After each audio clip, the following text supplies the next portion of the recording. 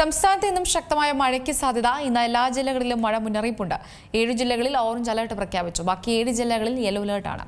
ഒറ്റപ്പെട്ടയിടങ്ങളിൽ അതിശക്തമായ മഴയ്ക്കും ശക്തമായ കാറ്റിനും ഇടിമിന്നലിനും സാധ്യതയുണ്ട്. പത്തനംതിട്ട, കോട്ടയം, എറണാകുളം, ഇടുക്കി, കോഴിക്കോട്, കണ്ണൂർ, കാസർഗോഡ് ജില്ലകളിൽ ഓറഞ്ച് അലർട്ടാണ് പ്രഖ്യാപിച്ചിരിക്കുന്നത്. തിരുവനന്തപുരം, കൊല്ലം, ആലപ്പുഴ, തൃശൂർ, പാലക്കാട്, മലപ്പുറം, വയനാട് ജില്ലകളിൽ ഇന്ന് യെല്ലോ അലർട്ടും നിലവിലുണ്ട്. പൊതുജനങ്ങൾ ജാഗ്രത പാലിക്കുകയും അധികൃതരുടെ നിർദ്ദേശങ്ങൾ പാലിക്കുകയും വേണമെന്നാണ് കാലാവസ്ഥാ വകുപ്പ് അറിയിച്ചിരിക്കുന്നത്.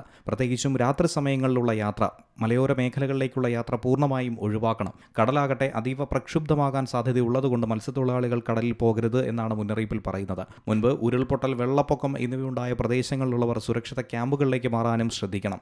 അതുകൂടാതെ മത്സ്യത്തൊഴിലാളികൾക്കും പ്രത്യേകമായ ജാഗ്രതാ നിർദ്ദേശം പുറപ്പെടുവിച്ചിട്ടുണ്ട്. കേരള, ലക്ഷദ്വീപ്, കർണാടക തീരങ്ങളിൽ ഇന്നു മുതൽ ജൂൺ 9 വരെ മത്സ്യബന്ധനത്തിന് പോകാൻ പാടില്ലെന്നാണ് കാലാവസ്ഥാ വകുപ്പ് അറിയിച്ചിരിക്കുന്നത്.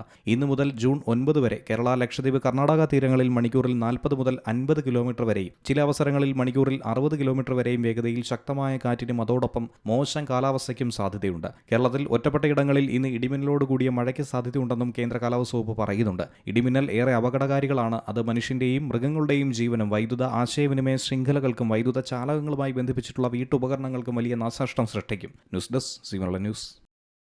ഏറ്റവും പുതിയ വാർത്തകളും വിശേഷങ്ങളും വിരൽത്തുമ്പിലറിയാൻ സി മലയാളം ന്യൂസ് എല്ലാ ഡിജിറ്റൽ പ്ലാറ്റ്ഫോമുകളിലും ലഭ്യം.